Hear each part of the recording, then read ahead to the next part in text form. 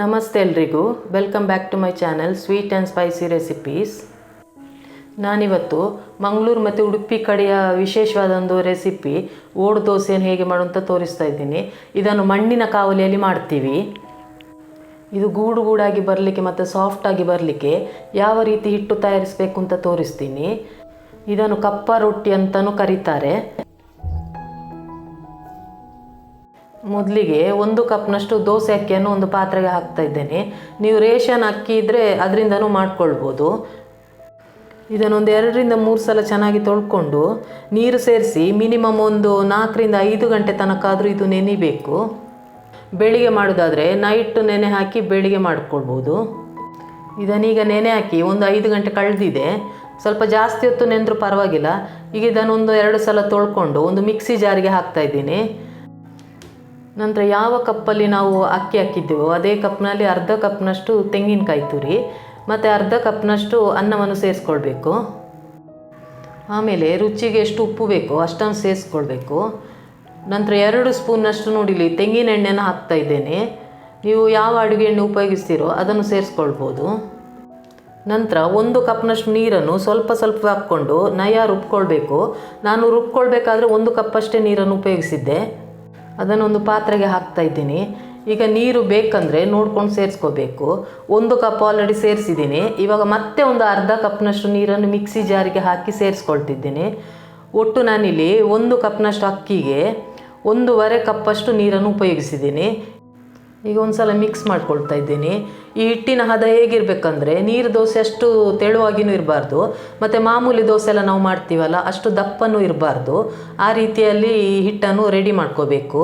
ಈಗ ನಾನು ಮಾಡಿರುವಂಥ ಅಳತೆ ಸರಿಯಾಗಿದೆ.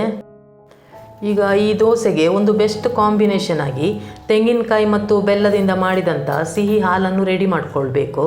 ಅದಕ್ಕೆ ನಾನಿಲ್ಲಿ ಮೊದಲಿಗೆ ಒಂದು 3/4 ಕಪ್ನಷ್ಟು ತೆಂಗಿನಕಾಯಿ ತುರಿಯನ್ನು ಒಂದು ಮಿಕ್ಸಿ ಜಾರಿಗೆ ಹಾಕ್ತಾ ಇದ್ದೇನೆ. ಮತ್ತು ಅದೇ ಅಳತೆಯಲ್ಲಿ ಬೆಲ್ಲದ ಪೌಡ್ರನ್ನು ಸೇರಿಸ್ಕೊಳ್ಬೇಕು.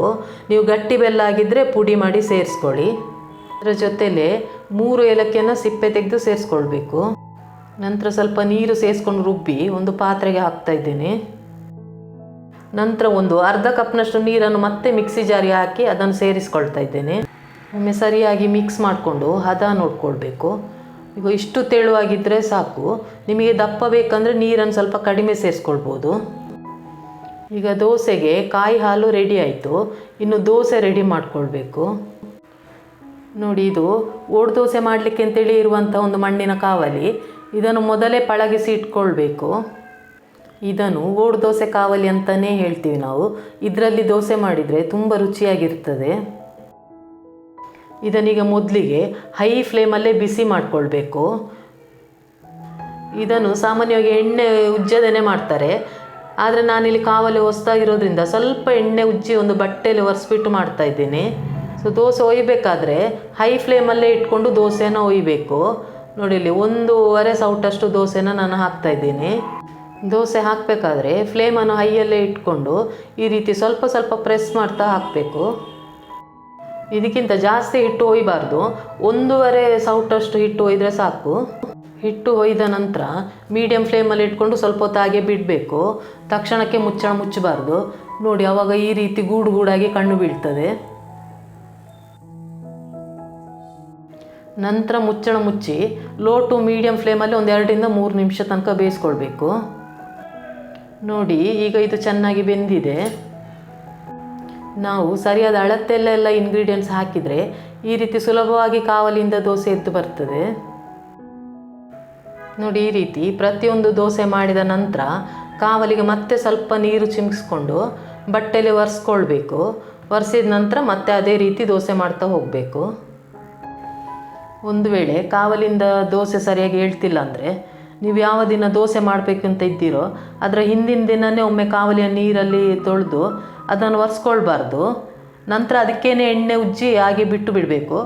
ಮಾರನೇ ದಿನ ನೀವು ಈ ರೀತಿ ದೋಸೆ ಮಾಡ್ಕೋಬೋದು. ಸುಲಭವಾಗಿ ದೋಸೆ ಎದ್ದು ಬರ್ತದೆ.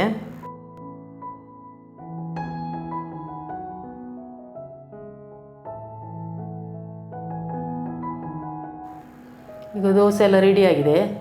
ನೋಡಿ ಎಷ್ಟು ಸಾಫ್ಟಾಗಿ ಗೂಡಾಗಿ ಬಂದಿದೆ ಅಂತೇಳಿ. ತೆಂಗಿನಕಾಯಿ ಮತ್ತು ತೆಂಗಿನೆಣ್ಣೆಲ್ಲ ಹಾಕಿ ಮಾಡಿರೋದ್ರಿಂದ ತುಂಬ ಟೇಸ್ಟಿಯಾಗಿ ಆಗಿದೆ ಈ ದೋಸೆ. ಒಮ್ಮೆ ಖಂಡಿತ ಟ್ರೈ ಮಾಡಿ ನೋಡಿ.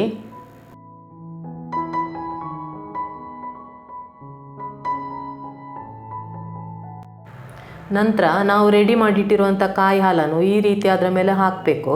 ಆಗ ಗೂಡಲ್ಲೆಲ್ಲ ಹಾಲು ಸೇರಿಕೊಂಡು ತಿನ್ನಬೇಕಾದ್ರೆ ತುಂಬ ಟೇಸ್ಟಿ ಆಗ್ತದೆ. ನಿಮಗೆ ಸಿಹಿ ಹಾಲು ಇಷ್ಟ ಇಲ್ಲಾಂದರೆ ಚಟ್ನಿ ಅಥವಾ ಸಾಂಬಾರಲ್ಲಿ ತಿನ್ಕೋಬೋದು. ನಿಮ್ಗೆ ಈ ರೆಸಿಪಿ ಇಷ್ಟ ಆದರೆ ಲೈಕ್ ಮಾಡಿ ಮತ್ತು ಎಲ್ಲರ ಜೊತೆ ಶೇರ್ ಮಾಡಿ ಮತ್ತು ಹೊಸಬರಾದರೆ ಸಬ್ಸ್ಕ್ರೈಬ್ ಮಾಡೋದನ್ನು ಮರಿಬೇಡಿ. Thanks for watching.